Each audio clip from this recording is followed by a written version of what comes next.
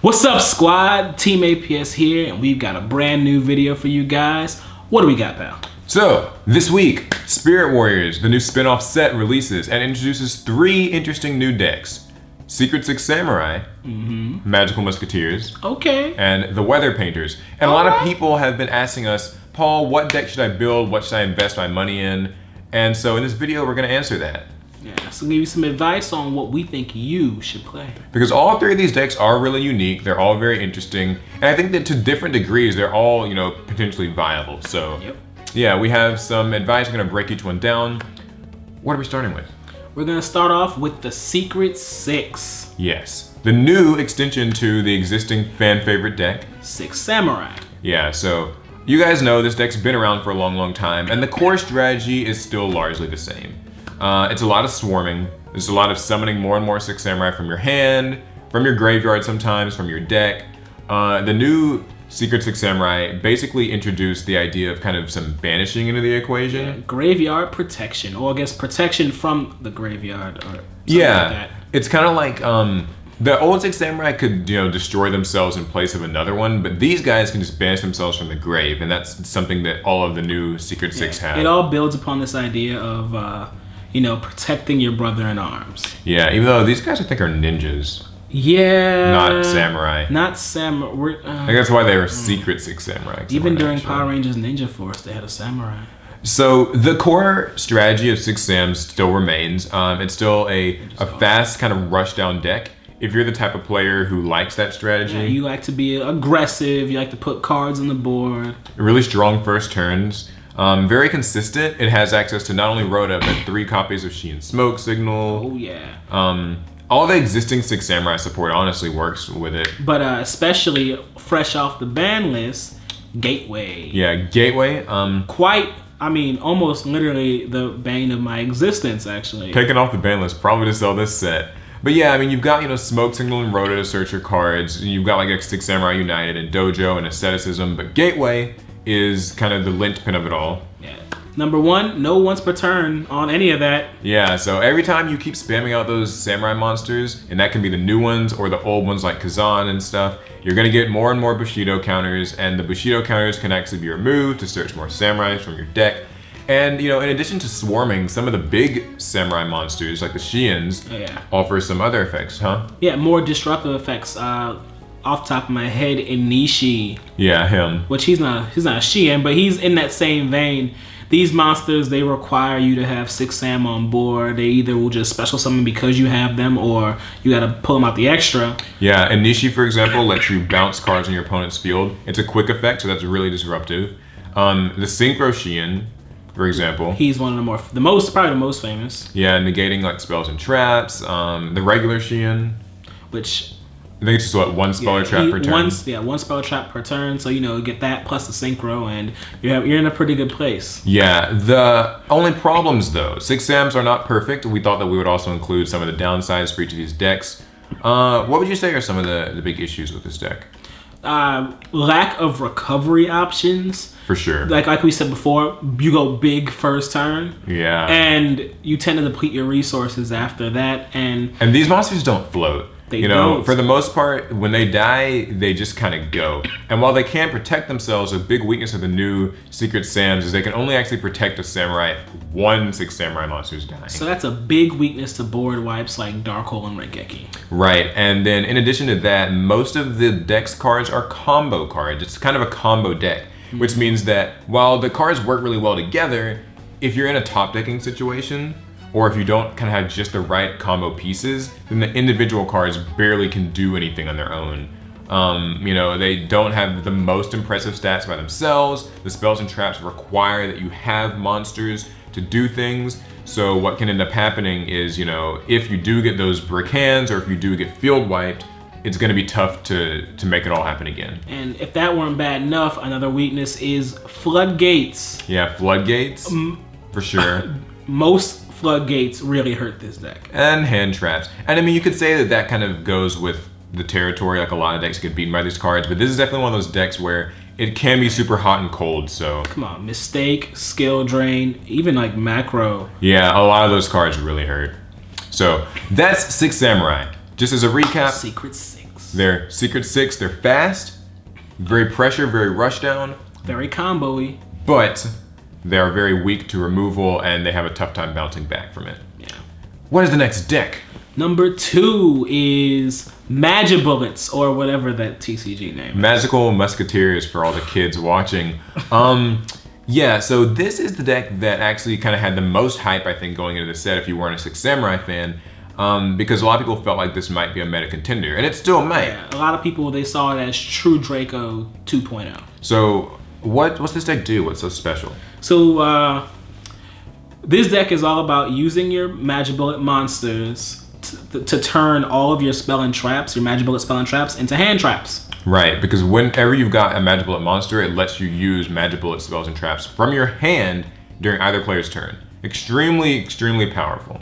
And then they have these True Draco kind of searching effects where if a spell or trap card is activated in the same column as that monster, it gets an effect, which is usually a search, or a recycle, something like that. Just something to get advantage. Yeah. Or a special summon. So I feel like when this deck is operating the way it should be, it's extremely disruptive, extremely suffocating to play against. Yeah, it reminds me of Psy-Frames. Yeah, it kind of does. It's like if you like hand traps, it's the deck for you because you really kind of feel like you're sniping your opponent's every move. Mm-hmm. Like you wait for your opponent to try to do something, and then it's just like, boom, It's like these are guns and these are bullets. Right. Like you got the gunslinger monsters and the spells and traps are bullets. They have a lot of different effects. Like there's I don't know their English names. Okay. Yeah, Desperado. It just pops a face-up card on the field. Really good. There's one of my favorites. It's maybe not everyone's favorite. It's Last Stand. It's a counter trap. It can just negate and destroy any spell or trap on activation. Then there's the one that doubles their attack and defense. Right? Yeah, that's it's never endorphin at first. I forget what it's called. Steady hands. Steady hands or something. Hands. Yeah, it can double your monster's attack and defense. In fact, it becomes double, so it actually will get around like any attack decreasing effects. Speaking of becomes, it also has the other quick play spell, which the name completely escapes me, but it negates monster effects and turns their attack and defense to 0. Yeah, for the whole turn. So you basically have access to negation, removal, attack and defense altering, and so you want to make sure that you're using these cards with your Magibullet monsters or Musketeers so that you're getting more and more searches. And then there's also some cool text you can run in it. Yeah, for instance, a lot of people like to run Toon Table contents with Toon World because, you can just use Toon Table to search a Toon Table, search a Toon Table, to search a Toon World. And each time you're doing that, as long as you're using it in a column behind a different Magibullet or Musketeer, it'll trigger their effect. Search a card or recover a card, draw a card, something. And then there's also Ties the Brethren because this deck is a little bit slow in actually getting its monsters onto the board, but Ties the Brethren lets you pick any Musketeer and summon 2 other copies because they've got 3 different level 4 monsters and 3 different level 3 monsters. They're all Earth Fiends or Light Fiends? Light Fiends. Light Fiends. So yeah, Ties the Brethren's a really strong card. There are some problems though. Like with Sam's, we'll kind of point out some of the issues. For instance, we kept saying how this deck is like having gunslingers and bullets. Well, what happens when your gunslinger is out of bullets? Right. And kind of what I guess it usually means there is, if you open with all monsters, then you're kind of at a loss because you don't have any bullets to trigger their effects. If you open with all bullets, or so that is spells and traps, with no monsters, then you're also in a bit of a bad spot. Yeah. And this is in addition to just sort of the whole, like we said, they're a little bit slow to get onto the board, right? So you have that Light Sworn problem where you need to resolve that first normal summon. You need to. Something has to happen for things to get going. When it's going, it's usually smooth sailing, but again, that's the biggest problem I think with the deck. Because the deck is great defensively, except going second. Yeah, going second's another major weakness. Because one thing we failed to mention, they do trigger whenever a spell or trap's activated in their column. That can even be your opponent's. So if you get to go first, you can actually put a lot of your different Musketeers in the field, and your opponent's spells and traps will start triggering them. But going second is a little bit harder, especially because you're already playing a lot of reactive spell and traps. Yep. So when your opponent gets to kind of make their field without any interruption, then it's tough to fight back against that. So, but what type of player would like muskets? Would you say? Really meticulous players who like to play a kind of a control game. Right. It's not a deck for the faint of heart. Yeah. You really have need to use your resources properly with that deck. Yeah. I think if you just go slinging, these cards around, it's really easy to just burn out. You'll run out of bullets and you lose very easily. It's kind of funny. It's very skill intensive. The better you know your matchup, the better you know your opponent, the better your results. And the last deck is one that I was kind of interested in myself, and that's the Weather Painters. Previously called Weathery, I like this change. So the Weather Painter monsters themselves aren't actually all too special, but they use the continuous spell and trap cards, the canvases. So it's like snowy weather canvas or sunny or rainy. So there's the painters and the canvases. Yeah, the painter has his canvas. And so the canvases, they're continuous spells and traps that give all the weather painters above them and then the columns adjacent to those, think like a T shape, with the continuous spell or trap being the base and the 3 monsters getting those effects, will give them effects that they activate by banishing themselves. So when the weather painters have been banished, they will come back in the next standby phase and special summon themselves. Yeah, it's a good amount of recursion. Yeah, you can get this nice little loop going of kind of disrupting your opponent and then your monsters returning. And then you disrupt your opponent and your monsters keep coming back. It's really fun. When it gets going, it's kind of like a sort of control-y stunny deck. You get effects that are searches, but you also get effects that can like bounce spells and traps or reduce monsters' attack, get rid of something that your opponent searched. There's like the traps, the one trap that can like bounce monsters really strong. I guess the Thunder Weather Canvas. I don't care for it.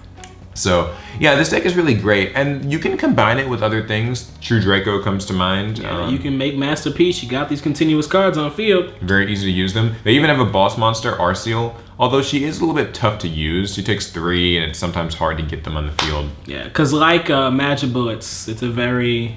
It just kind of has its normal summon. Normal summon heavy deck. Which I guess should lead us into the weaknesses of the deck. It is slow, for sure. And also it's very prone to spell and trap removal. If your canvases start getting destroyed, then you can't do anything. Then your monsters do not really have effects. And I think the biggest shortcoming of the deck that I've found is just that it kind of lacks a win condition. You can play a really extended game, kind of stun your opponent out, kind of put up this board of defense.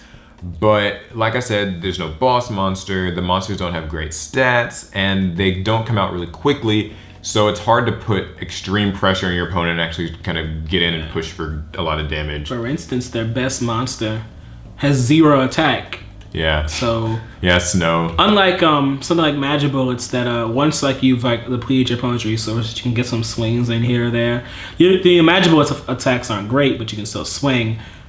They actually can't. Yeah, it can be a little bit tough, so definitely the weaknesses are just being slow and kind of just being almost too passive, I think. So that's it. Let's just recap, You've got your legendary 6 Sams, or secret 6 Sams. Yeah, then you have Magibullets or Magical Musketeers. And you got the Weather Painters. So these are all 3 very interesting decks. I'd like to point out they all are 3 very cool looking decks, thematically too. Yeah. I think they're all worth building. I think that if you're going to pick up a copy of this box or 2, they're all worth at least taking a look at, right? I think your next favorite casual deck or even possibly tier 2 deck is in this set. For sure. So hopefully you guys enjoyed the video. Hopefully you learned something from it. If you made it to the end of this video, a little surprise. We're going to be opening boxes of Spirit Warriors tomorrow. Oh, okay. Yeah, so subscribe, make sure you don't miss that. And we're going to be giving away a box of Spirit Warriors. Can I enter this one? Sure, why not? Hey. I'll be sure not to pick him as the winner. If you want all the details to enter the giveaway, it is down in the description. So, it's a typical Gleam giveaway. It's going to last for probably about to the end of the month, and we'll announce the winner on social media, and I'll probably miss it in a video too. Works like all the other contests. A cool way to give back, and maybe you can build whatever your favorite deck from this video was. Why don't we do a poll? We can do that in the videos, huh? Yeah, then just drop a poll in there. Yeah, so above us, favorite? You'll see which deck are you most excited about. Be sure to vote on that, and let us know in the comments. What are you building? Why are you building it? What are you most excited for? Yeah. For instance, I'm building Magibullets. I'm building Weather Painters. And I think Alex is building Sams. Yeah, and Alex, he wants to build Sams. So we'll see. Really exciting. All right, well, that's gonna be it. Hope you guys enjoyed the video. Yeah, if you liked it, you know, give us a like. If you hate it, give us a like. Sub if you loved it, hit the notification bell. Join the squad. And that's gonna be it. So we'll see you guys in the next one. Pass turn.